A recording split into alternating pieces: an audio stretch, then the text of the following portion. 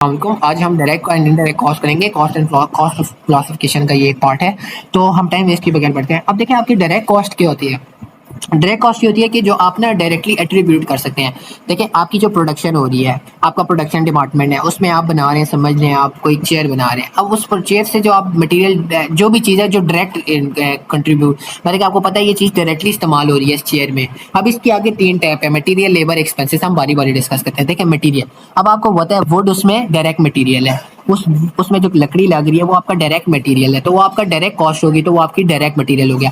अच्छा, यहाँ एक बड़ा इंपॉर्टेंट पॉइंट होता है कि it is economically feasible to trace it in the product. देखिए इसका ये मतलब है कि आपको ये आप वो आपके लिए आसान है आपके आप उसको प्रोडक्ट में ट्रेस कैसे। मिसाल के तौर पे अब आप ले लें मिसाल शर्ट की ले लें। देखिए आप शर्ट पे जो कपड़ा लग रहा है वो तो आपका डायरेक्ट मटेरियल है, आपको सीधा साधा पता चल गया। लेकिन आपका जो बटन्स लग रहे हैं, देखिए एक शर्ट पे आपके 3 या 6 या 7 बटन लग रहे हैं, ठीक है। लेकिन आपको 3 या 6 या 7 बटन दुकान से तो नहीं आप खरीद सकते ना। आप दुकानदार को ये कहेंगे कि मुझे 7 बटन देने हैं, तो ऐसे थोड़ी होता है। आपके जो बटन होते हैं वो बल्क में आते हैं। अब आपके जो बटन है वो बल्क में, मतलब कि आपके पास 1000-2000 बटन इकट्ठे आएंगे, ठीक है। उनकी आप पेमेंट करेंगे। अब वो पेमेंट समझ लें आप 1000 रुपए के बटन हैं, वो आपको मिल गए हैं 800 में या 700 मिल गए हैं। तो आपको अब 700 को 1000 से डिवाइड करें तो 0.7 सेंट आपका पर बटन आ रहा है, ठीक है। अब पर बटन आपको 0.7 कॉस्ट पड़ रही है। अब आप इसको एक्यूमुलेट नहीं कर सकते, इकोनॉमिकली फिजिबल नहीं है कि आप उसको डाल दें शर्ट की प्राइस में, बटन की भी। लेकिन अब आप अगर ये भी नहीं कर सकते, वैसे ही ये डालते हैं इनडायरेक्ट कॉस्ट को आप एज अ बैच डालते हैं। अब देखें आपने 1000 बटन खरीदे हैं, ज़रूरी थोड़ी आपके 1000 के 1000 सही हो। अब 1000 में से 4-60 चले टूटे हुए हैं, 30-40 रास्ते में गए गिर गए।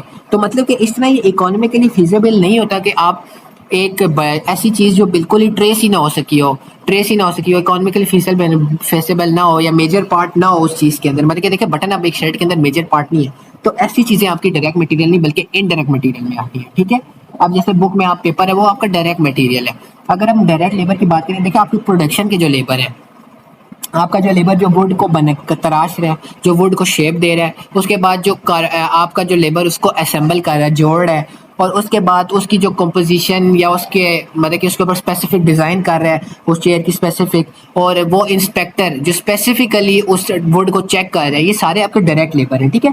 जो मतलब कि डायरेक्टली आपको पता है कि ये चेयर का ही काम कर रहे हैं, डायरेक्ट आपको पता है ये चेयर का ही काम कर रहे हैं, वो आपके डायरेक्ट लेबर हैं। अगर अब हम एक्सपेंसेस की बात करें तो ये ना डायरेक्ट मटेरियल ना डायरेक्ट लेबर है। मिसाल के तौर पे अब आपने उस बोर्ड को बनाने के कोई स्पेशल टूल लिया, कोई स्पेशल मशीन हायर की है, ठीक है, या कोई स्पेशल टूल लिया है। अब आपने उसको बोर्ड के ऊपर कोई स्पेशल डिज़ाइन कर रहे हैं, तो ये आपका एक्सपेंस है। रॉयल्टी पेड ये होता है, देखिए आपने आपने किसी का डिज़ाइन कॉपी किया, ठीक है। आपने मिसाल के तौर पे एक चेयर का डिज़ाइन आपको पसंद आया था, आपने वो कॉपी कर लिया। तो अब आपने जिस आर्टिस्ट का वो डिज़ाइन कॉपी किया, आपको उसको रॉयल्टी पे करनी होती है, मतलब कि आपने उसको पैसे देने हैं कि आप उसका डिज़ाइन यूज़ कर रहे हैं, ठीक है। तो ये आपका डायरेक्ट एक्सपेंस में आता है।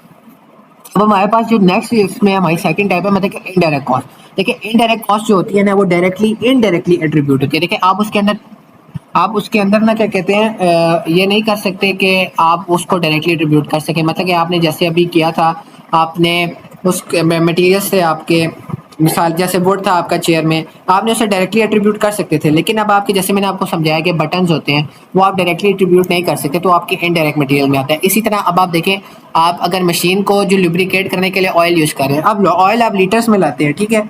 अब आपको नहीं पता एक मशीन में कितना ऑयल इस्तेमाल हो रहा है, तो आप उसको डायरेक्टली एट्रीब्यूट नहीं कर सकते। अब आप ग्लू कर रहे हैं, मतलब कि आप कोई चीज़ जोड़ने के लिए ग्लू इस्तेमाल कर रहे हैं। अब आपको नहीं पता एक जगह पे कितनी ग्लू इस्तेमाल हो रही है, अब आपकी वो बोतल कितनी चीज़ों में इस्तेमाल होगी, क्लीनिंग साफ करने के लिए जो मटेरियल यूज़ होते हैं, तो ये सारी चीज़ें आपको नहीं पता कितनी इस्तेमाल होंगी। ये कोई मेजर पार्ट नहीं, देखिए ये मेजर पार्ट नहीं है। अगर वो मेजरली उस प्रोडक्ट में नहीं है तो वो आपका इनडायरेक्ट मटेरियल हो गया।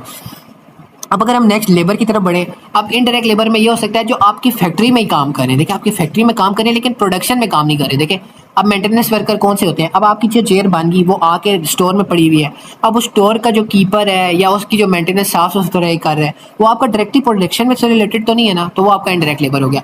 अब जो आपका फैक्ट्री का मैनेजर है वो कोई खुद जाके तो शेयर नहीं बना रहा है, वो तो सिर्फ सुपरवाइज कर रहा है, तो वो भी आपका इनडायरेक्ट लेबर में आ गया। इनडायरेक्ट एक्सपेंसेस में आता है, देखिए आपके फैक्ट्री के जो बिजली का खर्चा है, गैस का खर्चा है, पानी का खर्चा है, खर्चा है, मशीन की डेप्रिसिएशन है, रिपेयर कॉस्ट है फैक्ट्री की, इंश्योरेंस है उसकी, ये सारे खर्चे फैक्ट्री के हैं। ये कि डायरेक्टली जाके उस चीज़ से तो नहीं लग रहे। देखिए अब आपने एक चेयर के साथ तो नहीं ये खर्चे आ रहे ना, ये तमाम पूरे बैच है, जितनी भी चीज़ें बन रही हैं उन सब का खर्चा आ रहा है। तो ये इंटेंजिबल एक्सपेंसेस है, मतलब कि इंटेंजिबल का ये मतलब होता है कि उनकी फिजिकल एग्जिस्टेंस नहीं है। देखिए अब आपका जो बिजली का बिल है उसकी कोई फिजिकल एग्जिस्टेंस नहीं है, आप उसे टच नहीं कर सकते, ठीक है। आपको वो खर्चा आ रहा है, जितनी आप बिजली इस्तेमाल कर रहे हैं खर्चा आ रहा है। आपका जो रेंट है आपको फिजिकली कहीं नहीं दिख रहा, लेकिन वो आपका खर्चा है। तो ये जितने भी इनटेंजिबल का मतलब होता है जिसको आप फिजिकली टच ना कर सकते हो, अपनी 5 सेंसेस से महसूस ना कर सकते हो, तो ये आपके इंटेंजिबल एक्सपेंसेस हैं और ये सारे आपके इनडायरेक्ट एक्सपेंसेस हैं। अब देखिए इनकी कुछ और स्पेसिफिक टर्म्स हैं, जैसे अब आपके जो प्रोडक्शन ओवरहेड्स होते हैं, ओवरहेड्स का ये मतलब होता है जितनी भी इनडायरेक्ट कॉस्ट है, आपका indirect material, indirect labour, indirect expense, ये सारी आपके ओवरहेड्स हैं। और जो प्रोडक्शन कॉस्ट होती है, अब प्रोडक्शन कॉस्ट की है ओवरऑल प्रोडक्शन कॉस्ट, मतलब कि देखिए आपकी प्राइम कॉस्ट क्या होती है। देखिए प्राइम कॉस्ट आपकी डायरेक्ट कॉस्ट है और ओवरहेड्स आपकी इनडायरेक्ट कॉस्ट है। और प्रोडक्शन कॉस्ट क्या है, वो prime cost plus production overheads है, मतलब कि इनडायरेक्ट कॉस्ट सारी और प्लस डायरेक्ट कॉस्ट सारी। तो ये आपकी दो टर्म्स थी। अब आगे देखिए आगे आता है नॉन मैन्युफैक्चरिंग ओवरहेड्स। देखिए आपने सेलिंग कॉस्ट पिछली वीडियो में पढ़े, डिस्ट्रीब्यूशन कॉस्ट पढ़े, एडमिनिस्ट्रेशन कॉस्ट पढ़े, फाइनेंस कॉस्ट पढ़े, रिसर्च कॉस्ट पढ़े, ये सारी आपकी नॉन मैन्युफैक्चरिंग ओवरहेड्स हैं। और टोटल कॉस्ट की होगी कि आपकी non manufacturing overheads plus production cost. एक और कॉन्सेप्ट है कन्वेयन कॉस्ट। कन्वेयन कॉस्ट देखिए अब आपको मैं समझाता हूँ क्या होता है। आपका जो मटेरियल है, ठीक है, आपको उसको कन्वर्ट करना होता है अपने फिनिश गुड्स में। आपको रॉ मटेरियल की सूरत में आता है, आपने उसे फिनिश गुड्स में कन्वर्ट करना होता है। तो उस मटेरियल को जो फिनिश गुड्स में कन्वर्ट करने में जो एक सारी खर्चा आ रहा है उसको कन्वेयन कॉस्ट कहते हैं। तो जो टोटल आपकी प्रोडक्शन कॉस्ट है, टोटल प्रोडक्शन कॉस्ट जिसमें आपकी prime cost plus production overheads हैं, उनमें से सिर्फ डायरेक्ट मटेरियल निकाल दें तो आपकी कन्वेयन कॉस्ट बन जाती है।